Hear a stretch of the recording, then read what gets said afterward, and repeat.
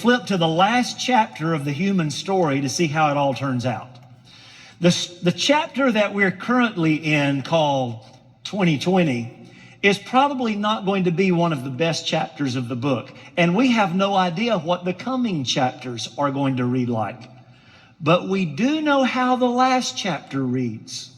And we are literally fast forwarding the movie of the human story to its end to see how this all turns out. And it turns out that it's great news for believers.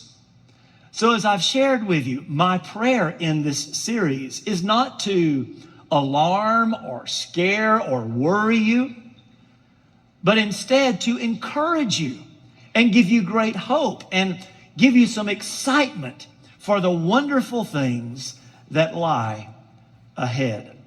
Now, to do this, we've been examining several events that will make up the end of this age. And to do this, we've been using a timeline that by now you're very familiar with. If we were to plot today, 2020, on this eternal timeline, it would fall somewhere in the church age. You and I live in the church age. The church age, of course, as I've explained, began just shortly after Jesus ascended back into heaven. He established his church for the purpose of sharing the gospel and making disciples of all nations. You and I live in the church age. But just as the church age had a beginning, the church age will also have an end. And we talked about the event that marks the end of the church age. We refer to it as the rapture of the church. This is an event where Jesus will literally remove his church from this world. And after the rapture, there is another period of time that comprises the end of the age called 7 years of tribulation. We talked about this period last week.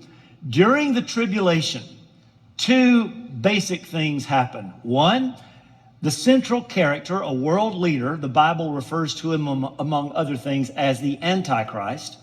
The Antichrist will rise to power and eventually rule over the entire world during this 7-year period. The second basic thing that happens is calamities strike earth. Terrible disasters that we described last week. They're all going to take place during this 7-year period of time. Today we come to the event